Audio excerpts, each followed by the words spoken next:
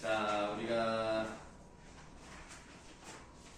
과학기술 9강이죠?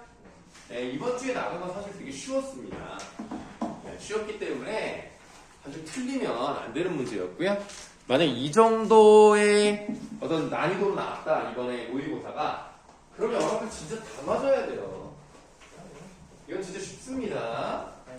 네, 그럼에도 불구하고 어떻게 또 다 맞을 수 있겠습니까? 네, 또 틀린 부분이 있기 때문에, 그리고 답을 또 안 보낸 사람도 있어가지고요. 네. 뭐가? 동규가 또 왜 그래? 동규 보냈는데? 준재도 보냈고. 준재도 보냈고. 네, 지금 영상 다 찍히고 있어. 자, 그러면 요거는 설명드릴 게 사실 그렇게 많지 않습니다. 그래서 가볍게 한번 보도록 할게요. 우리가 205쪽이라고 되어 있는 부분을, 본문을 먼저 보실 건데요. 205쪽의 두 번째 문단을 보시면 자기 치유 기술이라는 말이 나왔습니다. 자, 핵심 다루기 때문에 요거 한번 동그라미 해보도록 할게요. 자, 자기 치유 기술의 적용은 사용 목적과 환경에 따라 달라진다. 복구가 시급한 경우에는 기술의 효과가 신속하게 나타나야 하지만 비행기 날개나 헬리콥터의 로터와 같이 장기간 사용으로 생기는 균열, 즉 피로 파괴에 대응하는 것이 중요한 경우에는 이라고 했어요. 아, 이게 지금 잘 모르는 말일 수가 있는데 피로 파괴란 말이 나왔습니다. 그러니까 이 피로 파괴라는 것은 한 번에 급격하게 부서지는 게 아니라 장시간 동안 오래오래 사용하다 보면은 조금씩 균열이 돼가지고 나중에는 이제 크게 박살나는 그런 경우를 말하겠죠. 장시간과 관련된 거예요. 이렇게 피로 파괴에 대응할 중요한 경우에는 균열이 생길 때마다 내부에서 조금씩 천천히 물질이 새어나오는 게 좋죠. 사용 환경의 경우 일상생활에서 사용하는 것이라면 당연히 일상생활에는 공기가 언제 어디나 있으니까 공기를 만났을 때 여기 밑줄 하세요. 자, 공기를 만났을 때 요럴 때 딱 굳어지게 만들면 좋은 거예요. 근데 문제는 다음 줄에 있는 선박의 스크류나 바닥, 잠수함의 외벽에는 거기 공기보다는 물이 더 많잖아. 그래서 밑줄 물을 만나 굳어지는 보건물질, 그러니까 어디에서 사용하느냐에 따라서 물질이 또 달라져야 된다는 거예요. 공기가 아예 없는 밀폐된 환경이나 우주선의 외벽에는 보건물질과 함께 이를 견고하게 해주는 화학물질인 가교제를 추가로 넣어주어야 한다. 이 외에도 밑줄 온도에 반응해 라고 되어 있습니다. 그러니까 공기를 만나서 물을 만나서 온도에 반응해서 가교제의 반응이 일어나게 하는 그런 여러 가지 방법이 있다라는 것을 두 번째 문단에서 봤습니다. 자, 그러면 자기 치유 기술이라고 하는 것은 그냥 통칭인 것이고 그 중에 어떤 기술들이 있는가 이걸 좀 보도록 할 건데요. 자기 치유 기술에서 사용하는 방법으로는 우선 마이크로 캡슐을 사용하는 방법을 들 수 있대요. 마이크로 캡슐 네모하도록 하겠습니다.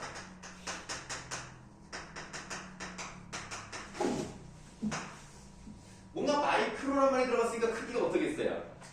엄청 작겠죠? 캡슐이니까 뭔가 동그랗든지 어떤 게 구 안에 들어있는 것 같아. 네. 뭐라고요? 네. 예. 저기 민준이 밥은 잘 먹고 왔나? 그래, 뭘 먹었을까? 마라탕이요. 그래요. 왜요? 응? 저는 마라탕. 아, 그게 아니라 그냥 좀 너무 배부르게 먹은 것 같아서. 저는 배고픈데. 맞아, 누구랑 먹고 왔죠? 친구요. 거짓말인 것 같은데. 자, 마이크로 캡슐을 사용하는 방법을 들 수 있다. 보셨어요? 뭘? 아? 저 어디서 보셨어요? 너 저번에 미술학 무식에서 봤어. 이소랑 쌤 친구들이랑 보였죠. 아, 맞아요. 거기서 애들한테 둘러싸여가지고 막 네. 약간 겁에 질려 있는 얼굴로 돈을 막 내면서 먹는 그런 느낌이었는데. 맞아, 사실 좀. 그러니까. 소소한 느낌. 그래서 도와줄까 하다가 아니 어차피 내 인생도 아닌데 그냥 가자 그러면서. 진짜 거기서 도와주셔야 돼요, 혹시. 저희 아버지인 척. 아버지라고 하기 좀 젊지 않아요? 뭐야 그 비웃음 뭐야? 준재 넣으세요. 준재 아니야. 그냥 우리 머리 켜. 아니 아버지 하기에는 내가 조금 나이가 그 정도는 아닌데 혹시 재석 저 실례지만 아버지께서 혹시 저희 엄청 연세가 좀 되세요. 아 그러니까 67. 67이면 63이요. 진짜로? 네. 좀 약간 진짜 있으시네? 보통 통상적으로 저희 그렇죠 70년대 후반? 후반이니까. 그렇지 70년대 중후반 정도 선생님이 80년대 초반이시니까. 80. 누가 80년대 초반이래? 쌤, 춘영전을 선생님 대학생 때 보셨다시잖아요. 내가요? 네. 그런 얘기까지 했어요? 네, 근데 네. 그 옛날에 춘영전 저희 수업할 때. 네. 근데 춘영전이 2001년에 나왔더라고요. 아 영화가 그랬나? 잘 기억이 안 나요. 네. 네, 그러면 쌤은 최소 80년대고 70년대 후반까지 가는 걸 수 있는. 무슨 말씀인지 잘 모르겠고 그냥 좀 자 그러면 이어서 하도록 하겠습니다. 자 머리카락 굵기 정도 지름의 작은 초소형 캡슐 속에 보건물질을 넣은 후 이 캡슐을 다시 재료 속에 섞어 넣어 여러 가지 제품을 만드는 것이다. 원래 재료 속에 섞어 넣는 캡슐의 크기나 수를 조정하면 원하는 만큼의 성능을 기대할 수 있다. 이 방법은 캡슐이 일회용이라 동일 부위에 균열이 생기면 두 번째부터는 복구가 어려워요. 한 번밖에 못한다는 얘기야. 그러니까 아무래도 좀 돈이 많이 드는 셈이죠. 자, 하지만 실제로 균열이 그렇게 자주 일어나지 않는다는 점, 한 번이라도 큰 사고를 막을 수 있으니 그 자체로 쓸모가 크다는 점을 감안하면 적지 않은 이점이 존재하며 밑줄 주로 단단한 합성 수지로 만든 제품의 내구성을 올리는 방법으로 활용이 됩니다. 자, 단단한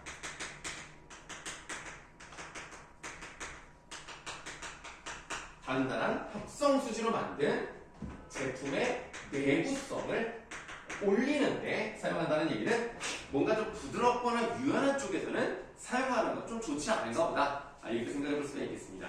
자, 이렇게 두 문단만 일단 읽었고요. 문제를 한번 풀어보도록 할 건데요. 자, 1번 문제의 답은 4번.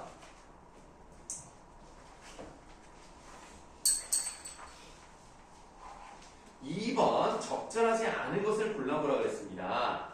보기 박스를 보시면은 A에 콘크리트로 만들어진 교량이 시간의 흐름에 따라 지속적으로 균열, 부식되는 상황입니다. 그러면 아무래도 이런 것을 뭐라고 할 수 있는 거예요?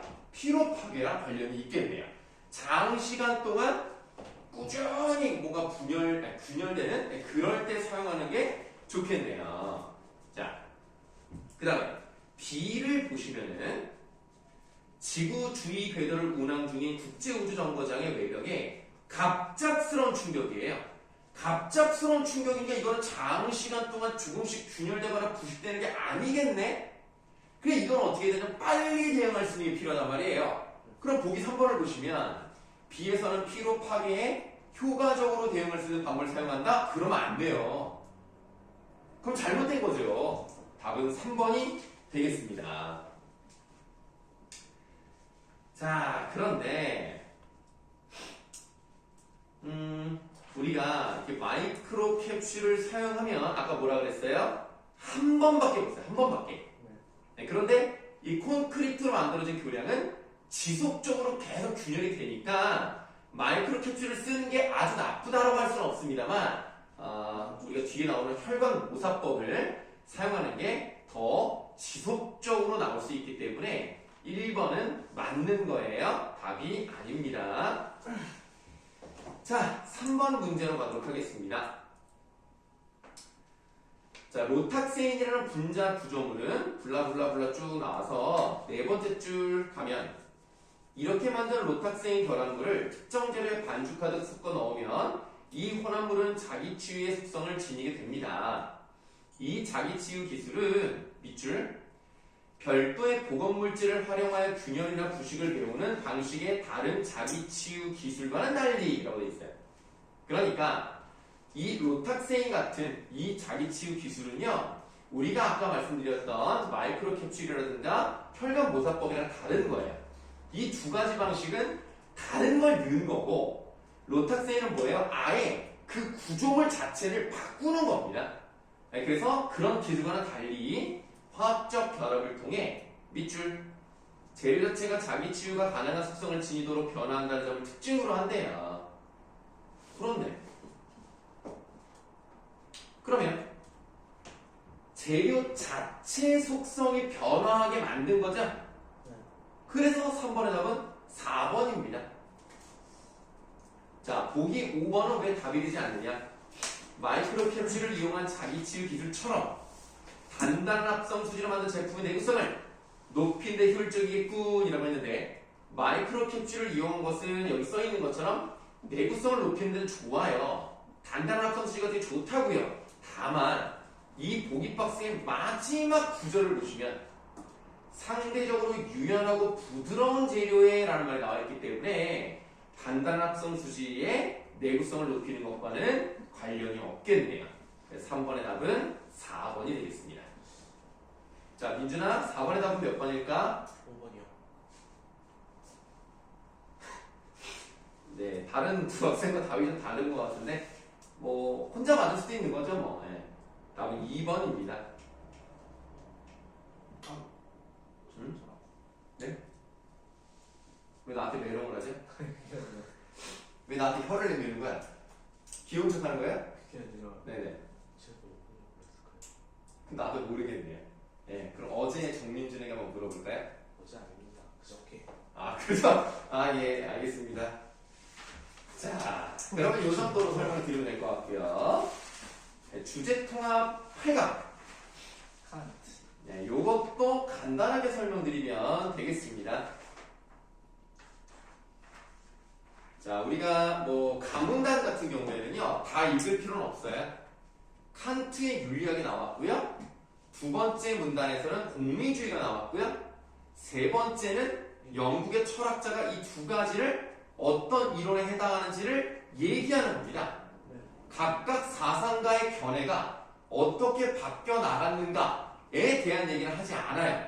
그러므로 1번이 답입니다. 그러면 1번에 4번은 왜 답이 될 수 없는가를 이제 설명드리도록 할게요. 자, 다시 본문으로 돌아오시면은 258쪽에 나문단 시작이 되는데, 거기에서 네 번째 줄에 보시면은 이중 과정 이론이라는 말이 나와 있습니다. 자, 이런 것들이 이제 어떤 관련돼 있는가? 우리가 딜레마에 대한 얘기를 하고 있는데요. 두 번째 문단에 트롤리 딜레마가 있습니다. 이게 정말 유명한데요. 이 선로 변환기를 이제 당기면 5명을 살리고 1명이 죽어요. 이거를 그냥 냅두면 5명이 다 죽어요. 그럼 과연 어떤 걸 하는 게 좋은 것인가? 그럼 뭐 다 그러진 않겠습니다. 일반적으로 보통 사람들이 1번적으로 들죠. 그러니까 1명이 죽는 걸 선택하겠다라는 말이 나올 수 있죠. 자, 그런데 트롤리 딜레마 말고 인도교 딜레마는 또 다른 내용입니다. 이거는 뭐냐면 덩치가 큰 사람을 그냥 밀어버리면 그 기차를 막아서 나머지 사람도 살 수 있다는 거예요.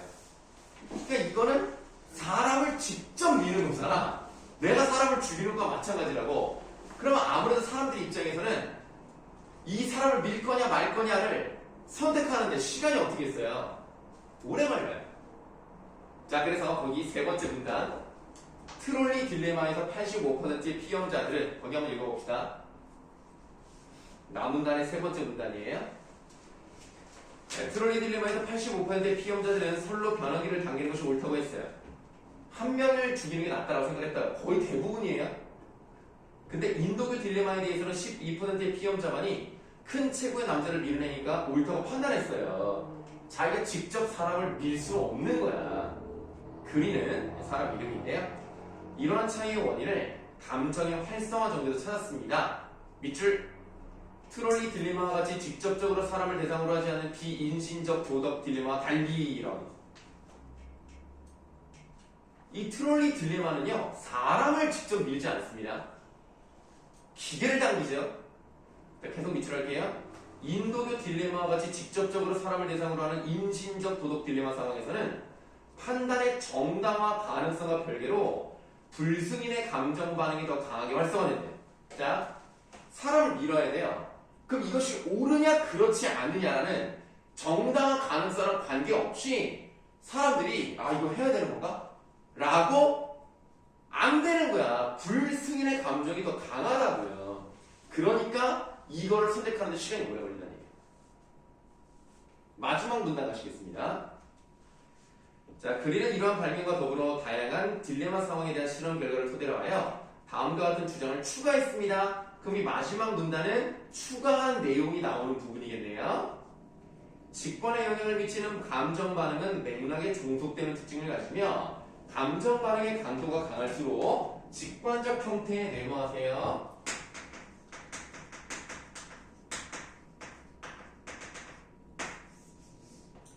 자, 직관적 형태의 판단이 도출될 가능성이 높아진다. 또 이러한 판단에는 밑줄 유전자, 문화적 학습, 개인적 경험의 축적이 영향을 미치며 의무론적 윤리에 입각한 판단. 얘는 의무론적입니다. 얘는 이제 감정의 강도가 강한 거예요. 자, 또한 강한 결과론적 근거가 존재하거나 한마디로 선택을 했을 때 좋은 쪽 어떤 결과가 나타나느냐 5명을 살리고 1명이 죽는 게 바로 결과론적인데요.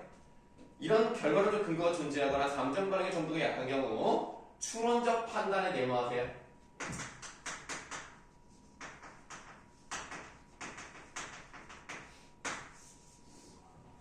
추론적 판단의 도출 가능성이 높아지며 이는 밑줄 목적론적 윤리에 입각한 판단. 쉽게 말하면 의무론적이라는 것은 사람을 죽이면 안 된다. 사람을 때리면 안 된다. 가장 너무나 당연히 해야 되는 거잖아요. 어려운 사람을 돕는다. 이런 의무론적은 직관적 형태로 나타나는 거고요. 목적론적은 그 뒤에 이제 문제 나오지만 애기가 물어가지고 걸려서 다 죽을 판이야. 그럼 차라리 애기를 죽이는 게 낫다 라고 생각하는 것이 바로 여기 있는 거예요. 목적론적. 애기를 죽일 수 없잖아. 애기도 소중한 생명인데 그러면 의무론적으로 가는 거예요. 죽이지 않았다면. 죽였잖아요? 그럼 목적론적으로 가는 거죠. 왜? 얘 하나 죽임으로써 많은 사람이 살 수 있으니까. 굉장히 강한 결과론적 근거가 생기는 거죠. 자, 마지막에 이런 내용을 추가했다는 내용이 나타나 있기 때문에 1번에서 4번은 답이 아닌 거예요. 1번 문제 같은 경우는 1번과 4번 둘 중에 하나만 답으로 나옵니다. 나머지는 답이 나온 적이 없어요. 1번 문제 답은 1번과 4번 두 개 중에 하나만 나왔다고요. 자, 2번의 답은 5번. 다음 3번의 답은 4번. 4번 보세요. 이중 과정 이론을 이해한 내용으로 적절하지 않은 것을 올라오라고 했습니다. 보기 4번 보세요. 직관적 판단은 의무론적 윤리에, 추론적 판단은 목적론적 윤리에 주로 부합한다고 하였다. 이거는 방금 칠판에 쓴 거죠? 이건 맞는 거니까 답이 아니에요. 답은 5번. 도덕적 딜레마에 대한 응답 시간의 차이는 판단의 정당한 가능성에서 비롯된다. 아니라 아까 밑줄 친 부분을 보시면 뭐라고 되어 있냐면 판단의 정당화 가능성과 별개로 라고 되어 있기 때문에 판단의 정당한 가능성은 중요하지 않습니다. 4번의 답은 5번입니다. 자, 그 다음에 5번의 답은 4번, 6번의 답은 3번 되겠습니다. 혹시 뭐 질문 있으십니까? 질문은 없는데 시간을 안 적어주세요. 네, 뭐 그럴 수도 있죠, 뭐. 자, 일단은 그러면 이거는 여기서 접도록 하고요. 중재는 좀 쉬는 시간을 갖고 진짜 수고했다. 이제 화자 교과서 부분 한번 나가볼 거예요. 교과서가